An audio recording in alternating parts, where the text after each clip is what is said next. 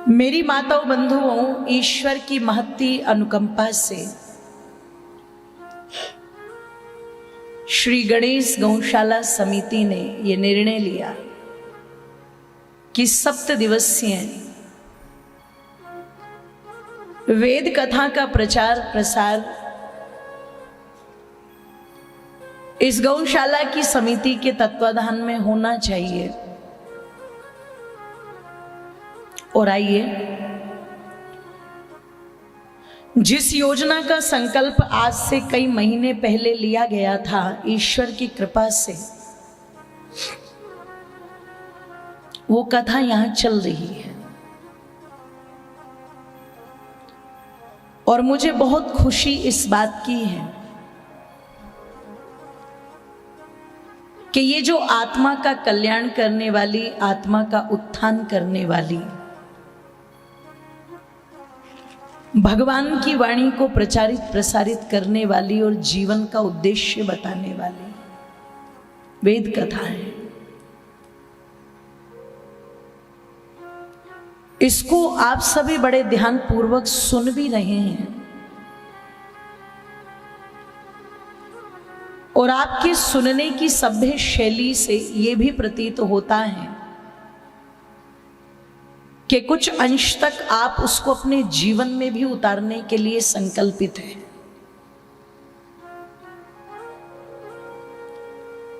क्योंकि मेरी माताओं बंधुओं, कोई भी कथा, कोई भी प्रवचन, कोई भी संदेश, कोई भी उपदेश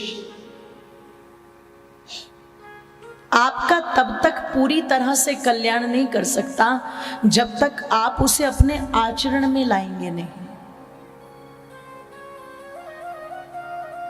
आपने यदि केवल सुन लिया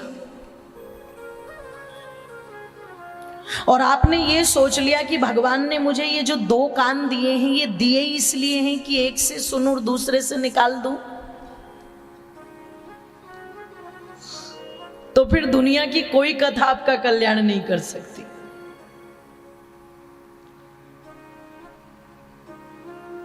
कथा कल्याण तब करती है जब व्यक्ति ये विचार करे कि मैंने सुना, दोनों कानों से सुना, भरपूर सुना, और अब जो भी मैंने सुना है उस सुने हुए को मुझे अपने आचरण, अपने व्यवहार तक ले जाना है।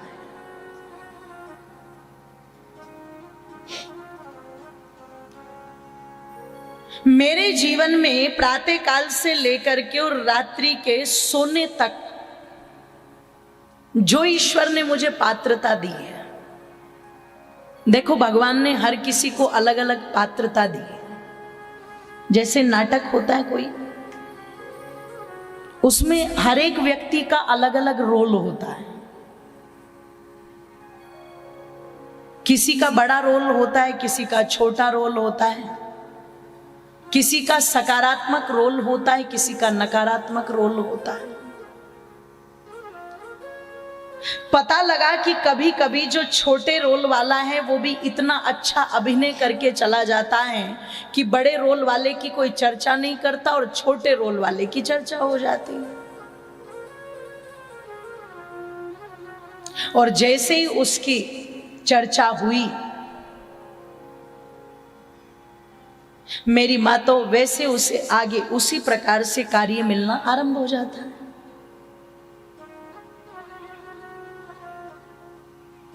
जिसने जितनी बारीकी से अपने आप को लगा दिया, आप देखोगे कोई मकान बनता है तो मकान बनने में आप देखो, एक है राजमिस्त्री जो बैठा हुआ है ऊपर और ऑर्डर दे रहा है, बस ईंटा लेके आओ, मसाला लेके आओ, ये लेके आओ और लोहा लेके आओ। अब आप विचार करना, चिंतन करना कि एक वो मजदूर है जो पूरी ईंटें ढो रहा है जी, पूरा मसाला ढो रहा है, भारी भरकम सरिया उठा रहा है, उसकी मजदूरी कम, और जो बैठा बैठा उसको ऑर्डर दे रहा है उसकी मजदूरी, जोर से बोलो, ज्यादा।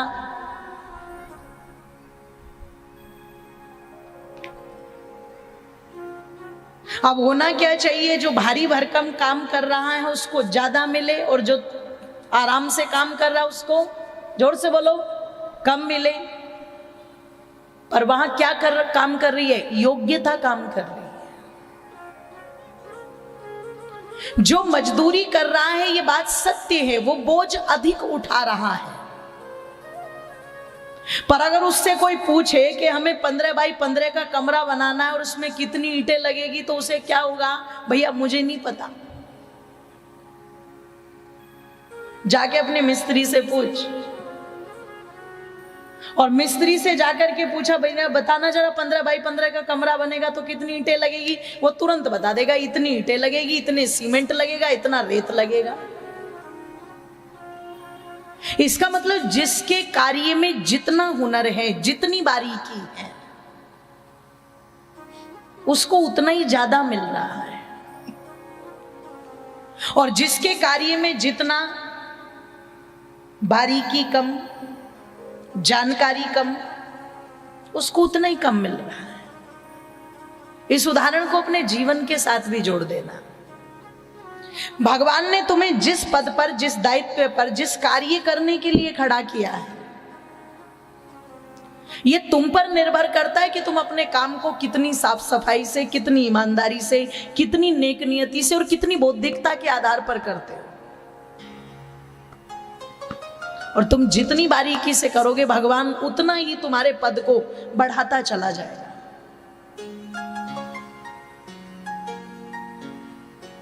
और तुम जितना आलस प्रमाद में अपने जीवन को जियोगे कि बस ठीक है, आहार निद्रा भय में तुनंचे सामान्य में तत्, मुझे इससे आगे नहीं बढ़ना, बस खा लिए, सो लिए, संतान पैदा कर दी, इससे आगे मतलब ही कुछ नहीं है, तो भगवान क्या कहेगा? वाह, पड़े रहे फिर भोगी उन्हीं में।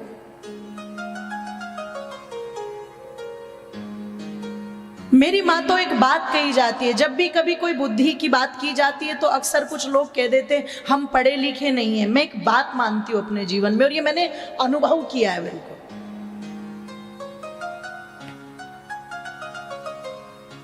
पढ़े हुए से ज्यादा गढ़े हुए की कीमत होती है। शिक्षा जरूरी है, विद्या जरूरी है, लेकिन अगर आपने केवल रटंतु तोते बना दिए, आपने उन्हें रटवा दिया ट्विंकल ट्विंकल लिटिल स्टार, और उन्होंने रट लिया और वो बोल रहे हैं, अब उन्हें पता ही नहीं कि जिन्हें तुम लिटिल स्टार बता रहे हो, जिन्हें तुम छोटे छोटे तारे बता रहे हो, ये तारे तुम्हारे सूर्य से भी बड़े हैं। और सूर्य आपके मंगल, आपके शनि से भी बड़ा है। और ये शनि और मंगल तुम्हारी पृथ्वी से भी, जोर से बोलो, छोटे हैं कि बड़े हैं? क्यों जी? बड़े हैं ना, तो जोर से बोल दो, डर क्यों रहे हो? कुछ लोग तो इसलिए भी डर रहे हो कि मंगल का नाम ले लो और मंगल ही ना चढ़ जाए हमारे ऊपर, क्योंकि भारत में बड़े विचित्र लोग हैं ना, इतने बड़े बड़े ग्रह मंगल और शनि, और ये अपने ऊपर चढ़ाए घूम रहे हैं। 6 फुटिये के ऊपर चढ़ा हुआ है मंगल, बताओ, पृथ्वी से बड़ा ग्रह। मतलब आपकी पृथ्वी से बड़े मंगल, शनि, इनसे बड़ा सूर्य, और सूर्य से बड़े क्या है? ये जोर से बोलो, तारे। पर आपके बच्चे क्या पढ़ रहे हैं? ट्विंकल ट्विंकल लिटिल स्टार, छोटे छोटे तारे। उन्हें पता नहीं है इसका मीनिंग, रटंतु तोते बना दिए वो। तो जो वास्तविक विद्या वो कहती है तोते नहीं बनाने, रटंतु, विद्यार्थी बनाने, मनुष्य बनाने, चिंतनशील मंथनशील व्यक्तित्व बनना है। और वो तभी बनता है जब उसका अपना मंथन, अपना चिंतन उसके साथ चलता है। इसलिए गोस्वामी जी ने कहा, बिन सत्संग विवेक ना होई। जब तक व्यक्ति जीवन में सत्य का संग न कर ले, तब तक उसका विवेक, उसका चिंतन, उसका मंथन जागृत नहीं होता है। और विवेक और चिंतन और मंथन आपको कदम कदम पर जागृत करना पड़ेगा। आपको हर एक जगह पर, हर एक स्थान पर, हर एक परिस्थिति में, हर एक सिचुएशन के अंदर उसकी आवश्यकता पड़ेगी। इसलिए कहते हैं ना, अनुभव है बड़े गजब की चीज, पर कमबख्त आता बुढ़ापे में ही है, क्योंकि पहले कोई लेने को तैयार नहीं है। अनुभव लेने के लिए तो जो कढ़े हुए हैं, कढ़े हुए के मतलब जिन्होंने जीवन जी लिया, जो बार बार अपनी संतानों को कह रहे हैं कि लाला देख ध्यान से, ये बाल मैंने धूप में सफेद नहीं किए, जीवन को जिया है मैंने। आपके घर में जो आपके दादा दादी बैठे हैं, आपके माता पिता हैं, उन्होंने जीवन को जिया है, वो जानते हैं। इसलिए उनकी सब बात हो सकता है आपको अच्छी न लगे, पर फिर भी सुन लेना, क्योंकि कुछ बातें ऐसी होंगी जो दुनिया का कोई भी विद्यालय, दुनिया की कोई भी यूनिवर्सिटी, दुनिया का कोई भी कॉलेज या दुनिया का कोई भी अध्यापक आपको बता नहीं पाएगा, जो बड़े बुजुर्ग अपने अनुभव से आपको बता देंगे।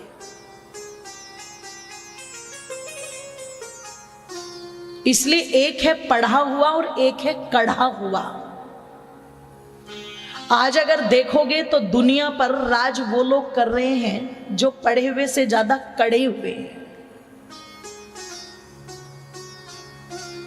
ध्यान रखना।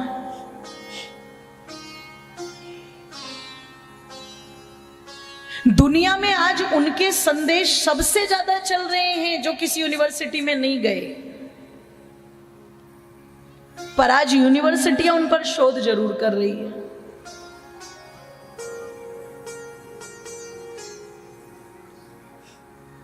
इसलिए हमेशा किसी भी चीज को बड़ी बारीकी से समझने की कोशिश करो, जहां हो, जिस स्थिति में। अगर भगवान ने एक परिवार संभालने का दायित्व हमें दिया है, मातृशक्ति है, घर संभाल रही है, तो उस घर को भी मैं कितने अच्छे से चला सकती हूं। अपने परिवार को जोड़ने में मैं कितनी ताकत लगा सकती हूं।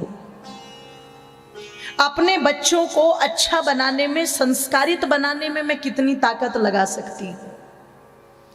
अपने बड़ों का सम्मान करने में मैं कितनी ताकत लगा सकती हूं। अगर इस चिंतन के साथ आप उस घर को संभाल रही हो,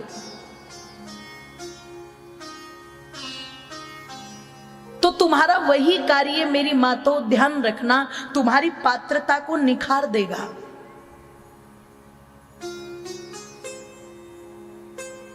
कल हम आपके गांव में चले गए, हरनावदा में, पास में ही है।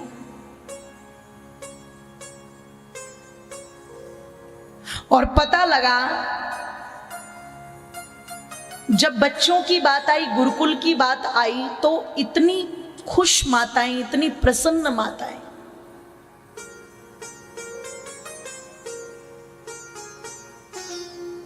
बोले ये काम सबसे अच्छा हो जाएगा और बस ये हो जाए जल्दी से जल्दी। हम नहीं बन पाए, हम नहीं पढ़ पाए, पर कम से कम हमारे बच्चों का जीवन तो बन जाएगा। अब देखो, उस माता को देख करके एकदम से क्या भान होगा। वो पढ़ी हुई नहीं है, पर वो कढ़ी हुई है। वो समझ रही है कि शिक्षा का महत्व क्या है, विद्या का महत्व क्या है। अगर ये मेरे जीवन में होती तो मैं क्या कर सकती थी, और नहीं है तो मैं कहां हूं, लेकिन ये हमारे बच्चों के जीवन में होनी चाहिए। और यहीं से तो शुरुआत होती है किसी भी कार्य की।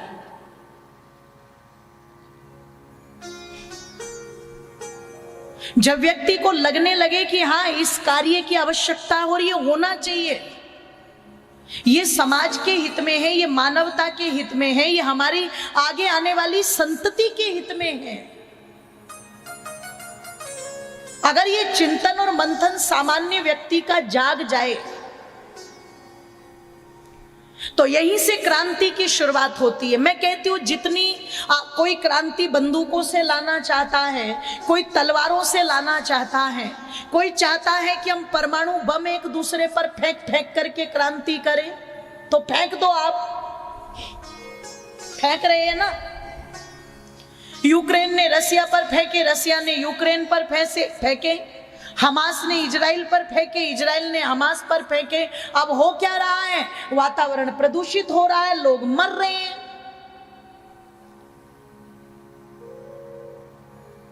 ग्लोबल वार्मिंग की समस्या पैदा हो रही है, क्योंकि इतने हथियार, इतनी बारूद गोले चलेंगे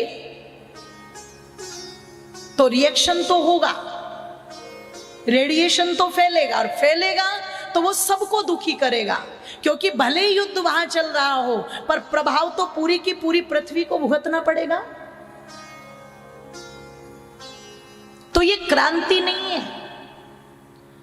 दुनिया के अंदर वैचारिक क्रांति सबसे बड़ी क्रांति होती है, ध्यान रखना, विचारों की क्रांति। और ये वैचारिक क्रांति अगर हमारे अंदर आ जाए तो बंदूकें उठाने की जरूरत ही नहीं है, हथियार चलाने की जरूरत ही नहीं है। आज बंदूकें कहां चलती है, तलवारें कहां चलती है, झगड़े कहां होते हैं, मर्डर कहां होते हैं? जहां विचार खत्म हो चुका है, चिंतन खत्म हो चुका है, जहां केवल पशुओं की भांति पाशविक वृत्तियां, एक बेकार का घमंड, एक बेकार की ईगो, एक बिना मतलब की महत्वाकांक्षाएं, चिंतन और मंथन नहीं है उनमें। जिसका चिंतन और मंथन जाग जाए, भारत की जनता का चिंतन और मंथन जाग जाए कि मेरे क्षेत्र के, मेरे गांव के एक सरपंच से लेकर के और मेरे जिले के अध्यक्ष उपाध्यक्ष जितने भी होंगे, विधायक हो, सांसद हो मेरे क्षेत्र का, वो चिंतन करें, वो विचार करें कि हम शराब लेकर के वोट नहीं देंगे, हम पैसे लेकर के वोट नहीं देंगे, हम किसी व्यभिचारी को वोट नहीं देंगे, हम किसी गुंडे को वोट नहीं देंगे, हम किसी ऐसे अच्छे व्यक्ति को ला करके खड़ा करेंगे जिसमें किसी भी प्रकार का कोई पक्षपात ना हो, कोई मतभेद ना हो, कोई जातिवाद ना हो। ऐसे व्यक्तियों को ला करके हम गद्दी पर बैठाएंगे तो अपने आप हालत सुधर जाएगी कि नहीं सुधर जाएगी? बोलो, अपने आप।